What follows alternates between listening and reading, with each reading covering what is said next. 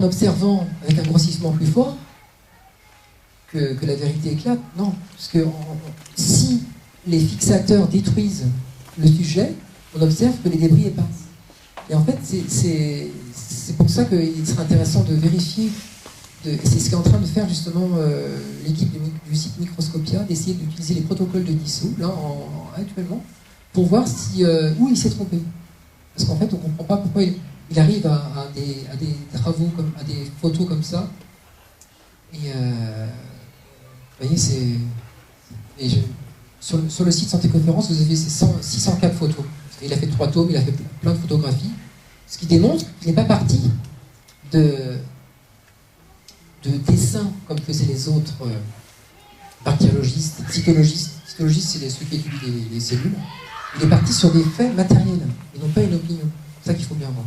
Alors pour en terminer sur le polymorphisme et les avancées, ça ce sont les pionniers. Jules Tissot et Béchamp.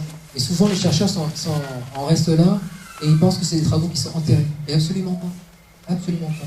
Alors déjà, du temps de Tissot, en Allemagne, il y avait von Bremer qui faisait des recherches sur le polymorphisme. Bien que ce soit interdit, il ne faut pas croire que c'est interdit et les chercheurs s'arrêtent de travailler. Non, ils continuent leurs travaux. À la retraite, Jules Tissot a continué ses travaux. Il y a Max Gruber, en Allemagne aussi. Le plus connu, c'est Günther Anderlin. Il a travaillé avec un collaborateur de l'Institut Robert Koch. Et donc lui, il était reconnu officiellement. Il était pour le BCG d'ailleurs au début. Après, il avait démontré, il pensait avoir démontré que la tuberculose était due à une contamination par une moisissure extérieure. Parce qu'il avait mal compris certains travaux de Tissot.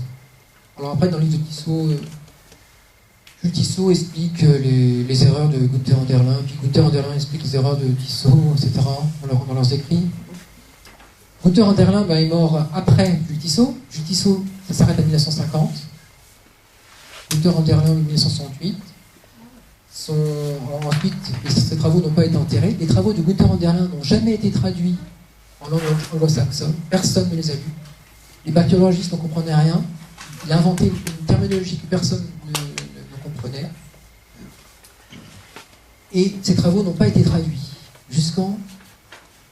Devinez, jusqu'à quand 1982. Maria Blecker a traduit les travaux de Günther Anderlin. Ces travaux sont ensuite diffusés à plein de chercheurs aux États-Unis. Et vous avez 2 industries là, actuellement qui continuent les travaux de Günther Anderlin et qui développent la thérapeutique révolutionnaire qui s'appelle la thérapeutique de Günther Anderlin, basée sur le contraire. C'est l'opposé de la théorie pastorienne. Alors, en fait, la théorie de Günther Anderlin, c'est simple, en fait, c'est que... Regardez-le. Comment Anderlin ? E-N-D-E-R-L-E-I-N.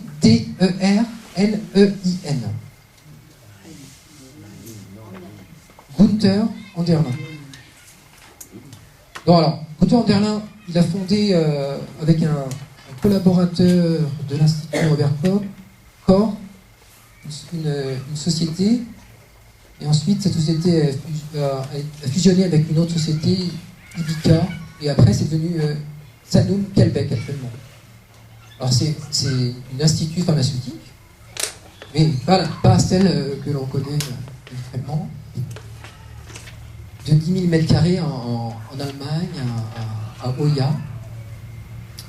Et il y a plus d'une centaine de chercheurs qui travaillent là-dessus et qui mettent au point des médicaments. Alors des médicaments qui ne sont pas des médicaments classiques.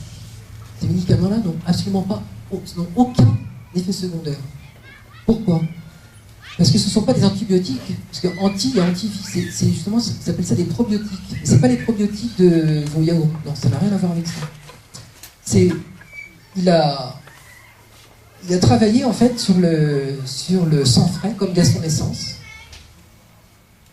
et il a redécouvert en fait, sans connaître les études au Canada de gaz de naissance, le polymorphisme du microzyma. Et là, il n'a pas utilisé les dessins, il n'a pas utilisé la photographie, ils ont utilisé une nouvelle technique révolutionnaire par la microscopie dark field. C'est l'étude, là c'est même plus, c'est un film. Il y a des films sur internet depuis peu.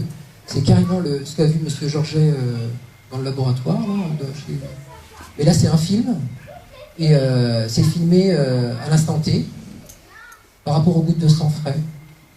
Et on voit un monde nouveau apparaître. Alors à partir de ça, en fait, ils ont élaboré des thérapeutiques. Et on peut en dire ce qu'on en veut, mais même si l'interprétation était fausse, la thérapeutique marche. C'est-à-dire qu'ils peuvent guérir 75% de tous les cancers, des maladies auto-immunes incurables, des brûlures extrêmement rapidement. Il y a plus de 30 000 prescripteurs, parce qu'au moment où j'y étais, il y avait déjà 30 000 prescripteurs dans le monde qui préconisent ces traitements. Et ça se développe au Canada, aux États-Unis. En France, pratiquement personne ne le connaît, évidemment. En France, on connaît le BCG, on a des rares pays à continuer le BCG, avec la Roumanie et le Portugal. Et donc ça, eh bien, c'est une conséquence en fait des travaux des pionniers, puisque sur le site de Sanoum Québec, vous avez toute une historique qui relate les pionniers, Antoine Béchamp et Tissot. Et alors c'est pas tout, hein. Vous avez d'autres chercheurs. Vous avez Robinson en 2001, je vais en parler, mais vous avez Young, un docteur, qui lui ne connaissait pas Antoine Béchamp. Et il a redécouvert, par observation, les microzymas. Et après, il a redécouvert l'histoire, parce que cette histoire est cachée. En études de médecine, d'abord, en études de médecine, il n'y a pas d'études sur l'histoire de la médecine. Pour eux, ça n'a aucune importance d'étudier des livres anciens, d'autant plus que ces livres anciens n'ont jamais été étudiés. Donc déjà, ces livres anciens n'ont pas... Certains livres anciens n'ont jamais étudié, comme ce livre-là de Jules Tissot, livre interdit, qui a été sûrement brûlé dans l'Institut Pasteur en autodafé plusieurs fois, j'imagine, parce que M. Tissot a invité plusieurs fois des membres de l'Académie. Ils sont d'ailleurs venus voir assister à la naissance, comme il le dit, de Basile de Corps. Ils n'ont rien pu dire, d'après ce qu'il dit Jules Tissot là-dessus. Ils n'ont rien pu dire de contradictoire. Ils sont partis à l'Académie de médecine, et sans rien dire. Et le professeur Tissot a écrit une lettre pour dire, mais je ne vais pas, entre guillemets, je vais pas attendre 107 ans avant de publier mes écrits.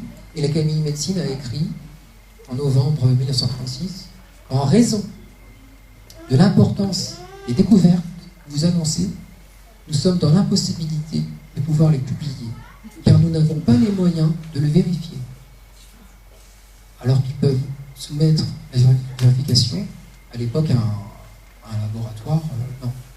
Veuillez agréer, monsieur, chers collègues, c'était Jules Tissot, je vous le rappelle, c'était celui qui occupait le poste le plus prestigieux de physiologie générale, comme l'illustre Claude Bernard. C'était le poste de Claude Bernard qui l'occupait, et le poste de Auguste Chauveau, dont il était l'assistant, et dont il fut après le successeur. Donc, Antoine Béchamp, on a vu avant ceux qui ont fait des expériences pour démontrer que dans les cellules végétales, c'était pas aseptique. Il y avait des bactéries en fait autogènes dans les végétaux. Antoine Béchamp, en 1902, vous aviez une quinzaine de chercheurs dans les traités de bactériologie qui écrivent que la matière est polymorphique. D'ailleurs, à cette époque-là aussi, il y a des chercheurs qui pensaient que les bactéries, ils les classaient avant en fait sous forme de champignons. Des champignons, c'est sous forme d'ifomycète. C'est pas les champignons manipaloïdes et girolles et tout ça. Ensuite, donc Jules Tissot, Max Gruber, von Bremer, le Suédois Almqvist. Il y a même des Russes. On pourrait en citer une cinquantaine. Dans la vidéo de Gaston Naissance, il en cite une dizaine que je ne connais pas. Madame Joëtte, elle en cite d'autres aussi. Il y a plein de chercheurs. Chacun, en fait,